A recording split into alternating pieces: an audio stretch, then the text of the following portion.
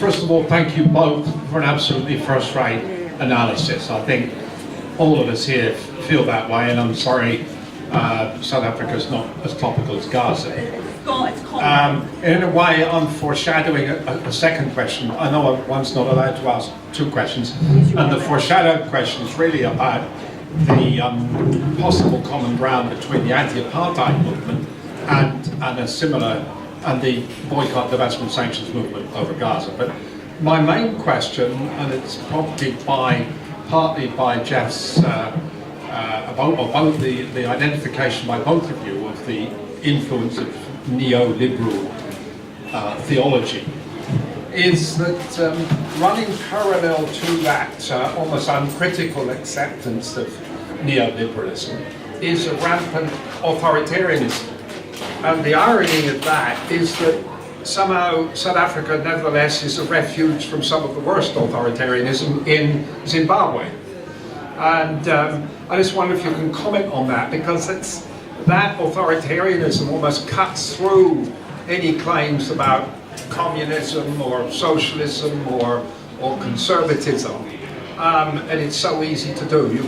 I'm not saying it's absent from this country, but my question's really about that parallel fascination with neoliberalism and authoritarianism. Thanks, Stuart, but it's there, isn't it? There's a lot written about the growing authoritarianism, which has actually had some racist overtones, I must admit, and Becky did say some things, didn't he, that looked very crudely opportunistic in gathering support, which was aimed against rich whites, essentially, which was unpleasant and not what you might expect. But also, there is that about the Zimbabwean immigrants and in the attempts to control the press. All of those things do seem to come together very strongly. And I'm sorry, And the police, Jim? Yes, well, we've got issues of, I suppose, with authoritarianism, I really have to make the link with corruption. I mean, I don't know that people normally think those things go together, but one does feed off the other, I think.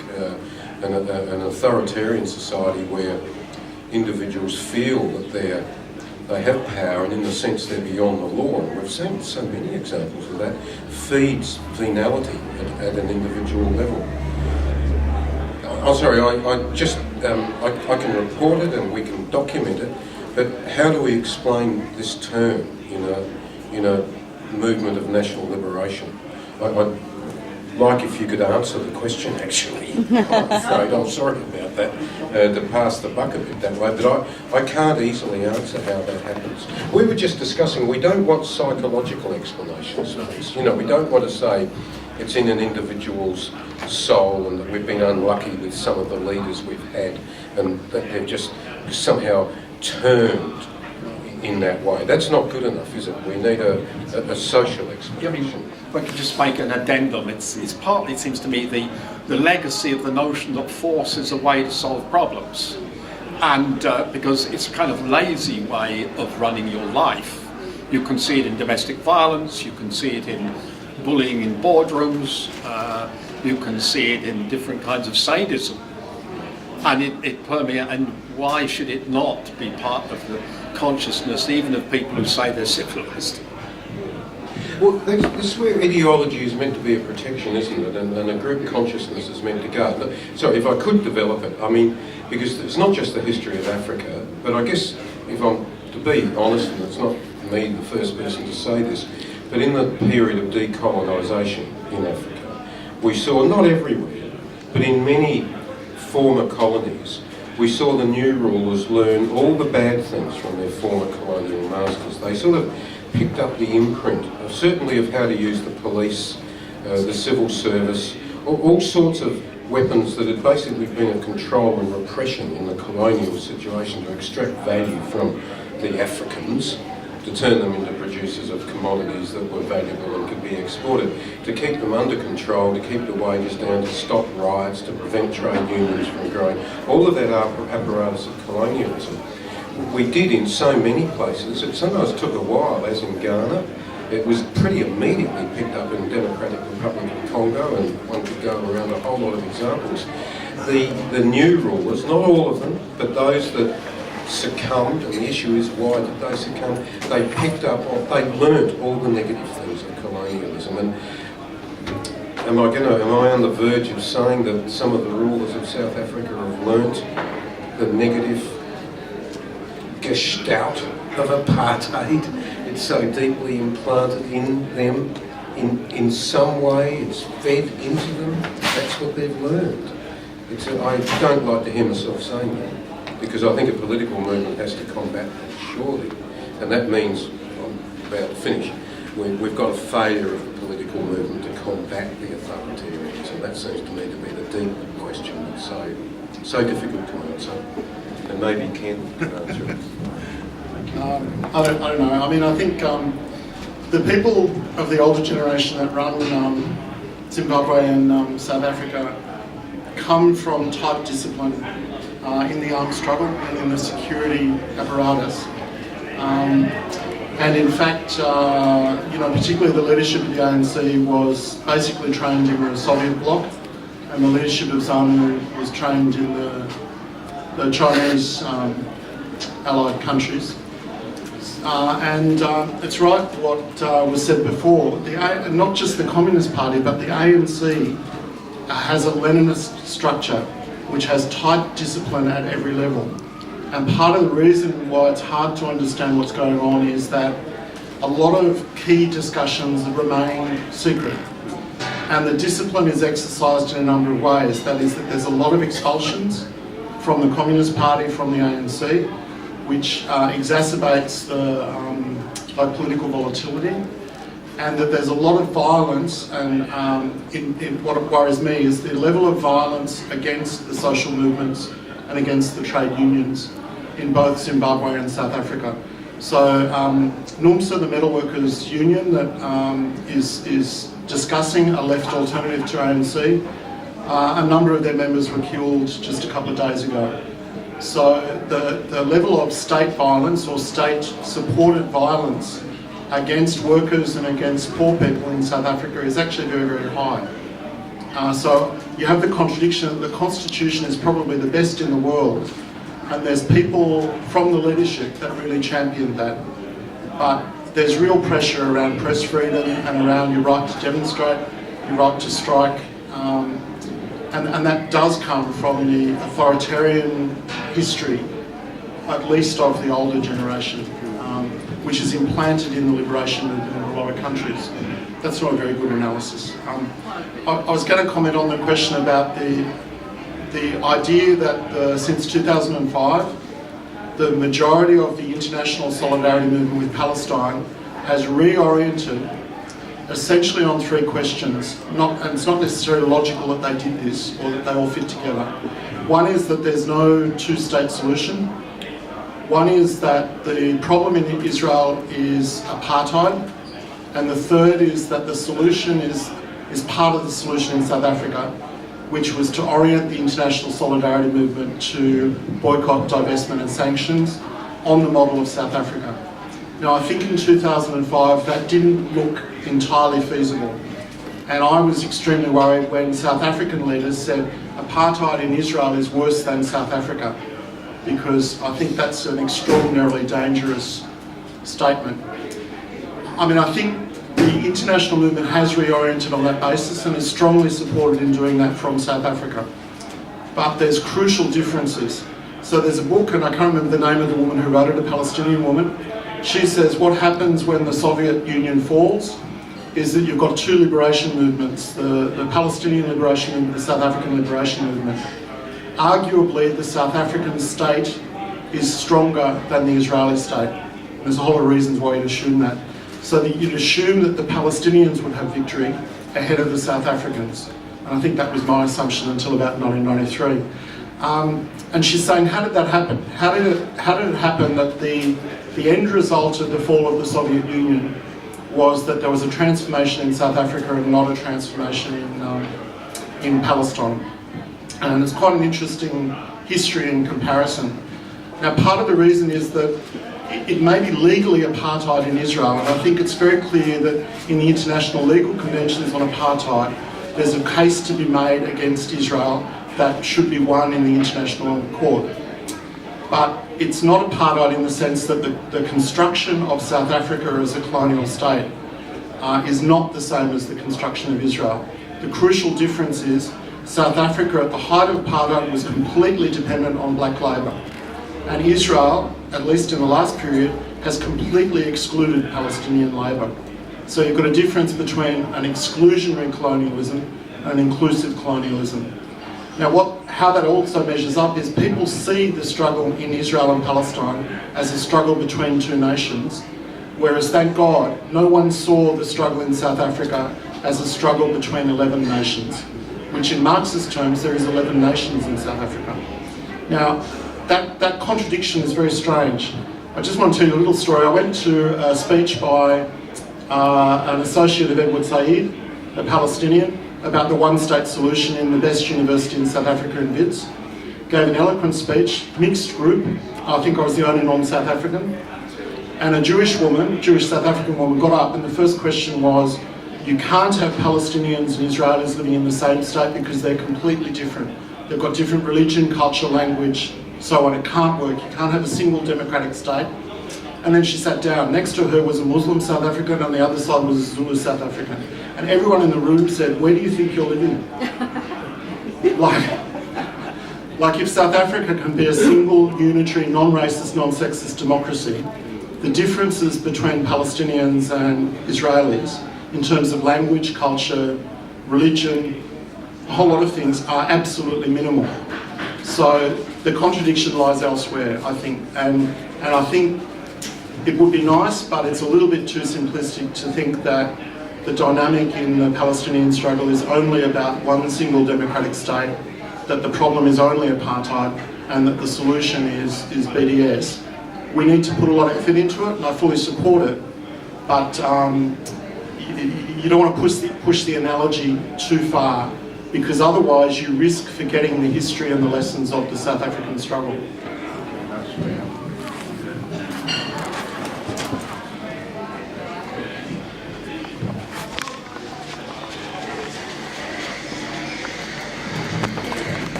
Yeah, thanks so much to both the speakers. I think that what is happening in South Africa in a way is maybe a condensed and a more extreme and brutal form of what we're actually seeing happen all around the world, with the parties that have historically represented, lead and still have the loyalty of the mass of working class people turning against their own base because of an entrenched commitment to neoliberalism. And one of the very first acts of the new ANC government was to take a multi-$100 million loan from the IMF. And that in South Africa has been taken to the extreme, with the ANC actually colluding in the massacre of striking miners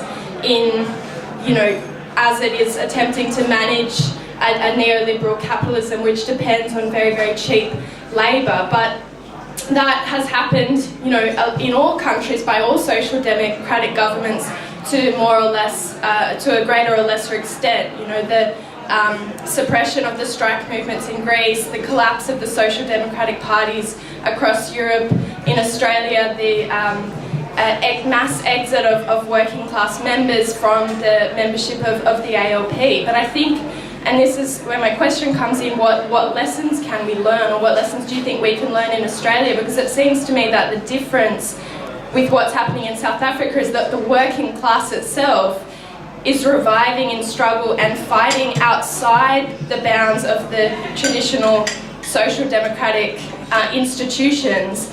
There are mass wildcat strikes. There's a new union in the metal workers that's actually challenging the old, the NUMSA that has the affiliation to COSATU and to the ANC. So how can we actually translate some of that independent, working class consciousness, and how far do you think it can actually go in South Africa?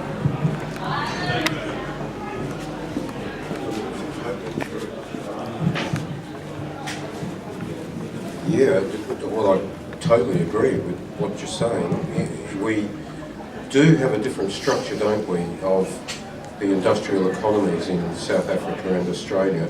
At least it looks that way. The class consciousness is much higher in South Africa on every measure that I can think of. And the sense of betrayal is pretty strong in Australia, but what do I say? The false consciousness in Australia is enormous, isn't it? We've had two parties alternating, both perpetuating increasingly the Labor Party deeply implicated in arousing a false consciousness, growing it, the sense of the backlers out west, Howard's backlers, the tradies, the growing middle classness, so-called, of our society, totally confusing people, it seems to me. South Africa is different because you've had the hegemonic party, and we can see it splintering and fracturing, I think. Here, I'm sorry for such a simple answer, but I do feel myself it's so strongly true. We have here, in South Africa we have one hegemonic party that is really getting under severe challenge because of what it's done and the breakaway struggles that are happening in that land of consciousness that we don't have here. Here we've got a conspiracy between two large parties. It's not always conscious, but it's what it is. And it's just left people in this country totally confused, disillusioned, apathetic. I'm not being pessimistic about the long term. People will think it through. They will see different answers in this country. I'm absolutely confident. You can't continue to fool people all the time, can you? Another reality show. We've still got a lot of fat in this country, and of course the parties rely on that.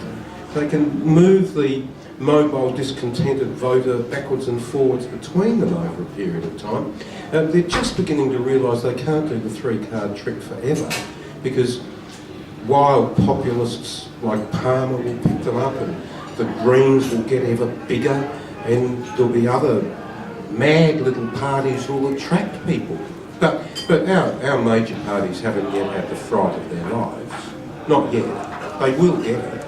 It's just going to take a little bit longer, I think. And we've got fat in this country, which South Africa doesn't have. Next question, please. Hi, thank you so much. It's the most wonderful presentation. I've learned so much. I'd like you just to perhaps concentrate a little bit on telling us, explain a little bit to us the actual role and name some of the actual companies. Who were the representatives of the neoliberal agenda? Who were the companies? My first awareness that something, like this was going to happen was when really the right-wing newspapers of America and other in England and backed by big multinational companies, idealised Nelson Mandela. Now, they made him the great wisdom man of the world. But I started to think about why are they doing this. I didn't think any criticism of Nelson. I thought, what's really going on? Have you any information about how much the specific big multinational companies were getting ready, with the success of the election, were getting ready to really move in a major way, and in the not only to grab power but also through means of corrupting people, etc., etc. I'd like to actually know something about that side of the politics. Yeah, it's a little bit complicated. I think what happened, there was parallel negotiation. No, there's more than that. Mandela was negotiating almost by himself around politically with the South African government. What had been happening from the mid-80s under Thabo Mbeki's leadership was two sets of negotiations that he was leading. One with international capital and the other with South African capital. And South African capital, I'm a very crude person here, was essentially very vertical. There were 5 or 6 companies that melded mining, manufacturing, insurance, finance. There were a number of these large companies, Rembrandt, Old Mutual, I can't remember all the others, and they still exist. And so essentially, through the Oppenheimer family. A lot of them occurred in the Oppenheimer residence in, which is mining capital, in Johannesburg, and then outside the country. The ANC gave guarantees not to move against South African big capital and to accommodate to globalising capital. But South Africa, you've got to remember, had a very strange capitalist formation which had been somewhat isolated from international capital. So they had very big conglomerates, I guess. So there was two different negotiations going on. But essentially, in order to get power, the ANC offered both international capital and South African capital a guarantee of security and a safe environment for both domestic and international capital.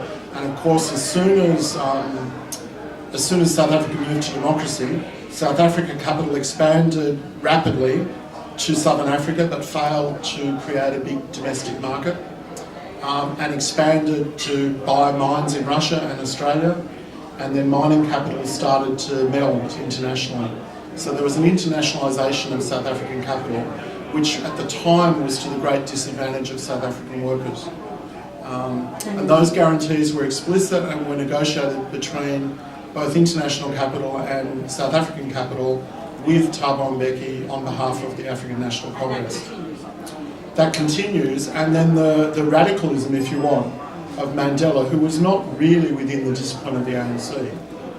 In that first period where they're calling for South African workers to vote for them, and the Reconstruction and Development Program, the rapidity with which the president was overruled by Thabo Mbeki and the real power, which is in late 95, is extraordinary, and that turnaround is very, very sharp. The official move from the National Democratic Revolution and the Reconstruction and Development Program, which is to give 5 million homes to the homeless, to give jobs to the jobless, to hint at nationalisation of the main wealth. All of that's turned around almost overnight, and without the knowledge of the trade unions or most of the Communist Party leadership outside government, or indeed half of the ministers in government. Yes, and a number of them sort of lost their jobs. I mean, there was a group, Casserols and Palo Jordan and others. They just got moved on and out. That's the power of those companies. Yeah, no, I can't add to that. It's true. I mean, VHP Billiton, I suppose, is the biggest sort of symbol of it, isn't it? But we need to name them something. Yeah. Well, Anglo, VHP Billiton. What about the diamond mines in Kimberley? Do they own them as well? So the diamond mines? The diamond mines in Basically, Kimberley. diamonds in Russia and Australia are now owned by South Africa. South African companies.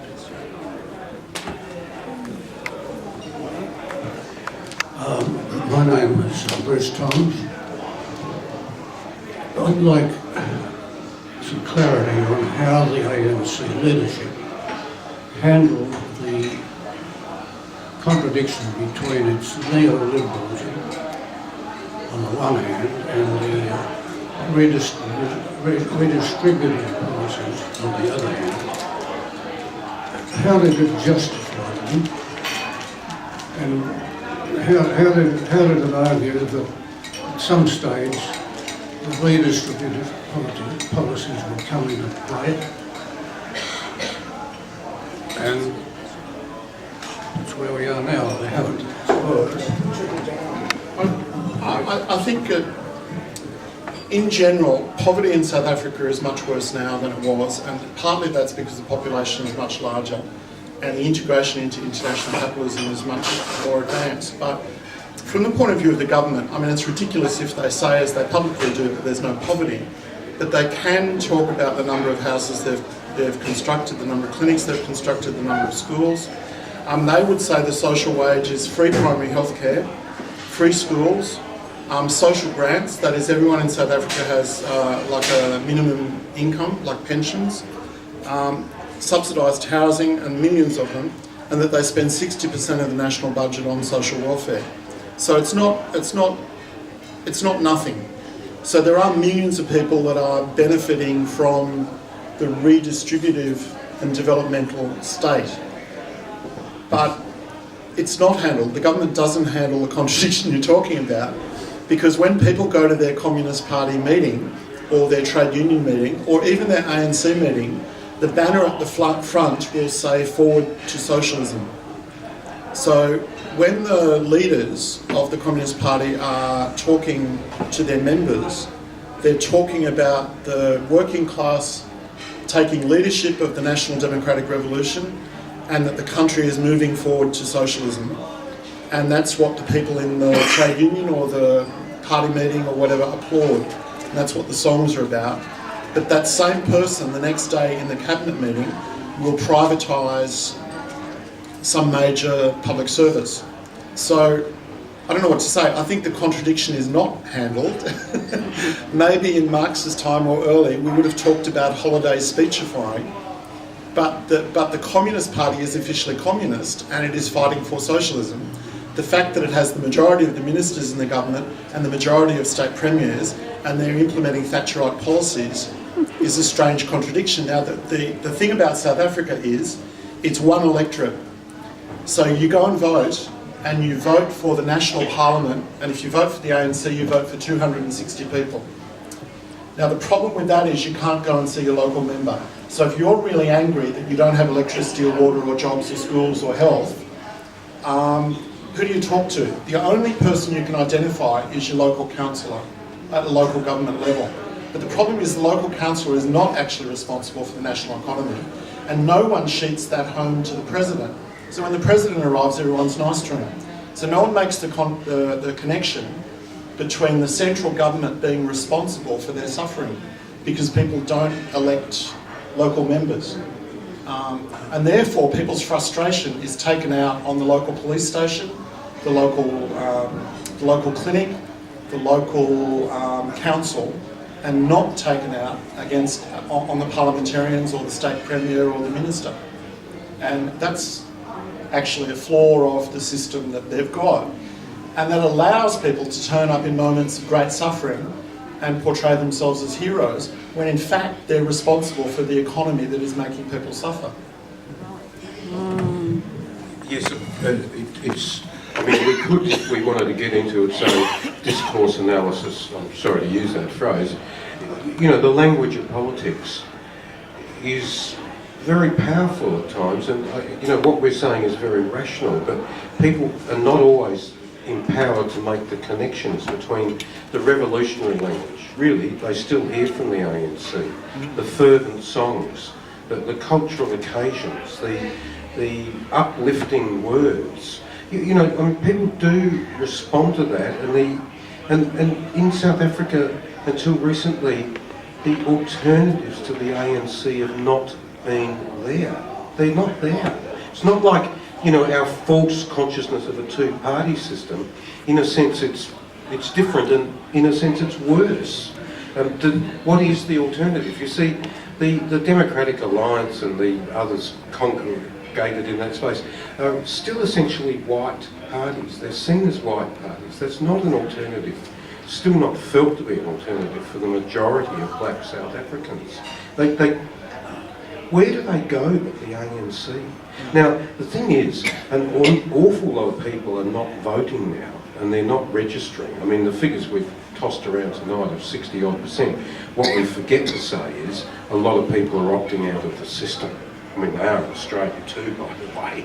And I'm sorry, that's the truth of politics, isn't it, you see? That's where you need some alternative that people can see and look at. Otherwise, what are they going to do? You've just got to work with what you've got. And still, at the moment, all they've got is a very tattered ANC. Yeah. We might have to end on that note. Unfortunately, I guess. I think that what we have learned tonight is that South Africa, there is a great deal of continuity, but there's also green shoots, we might call them, of grassroots activity that one should follow and keep an eye on, not only because it may change South Africa, because it may also have answers to some of our own questions about the contradictions and crisis of our own society. So thank you to both speakers. for giving us that insight.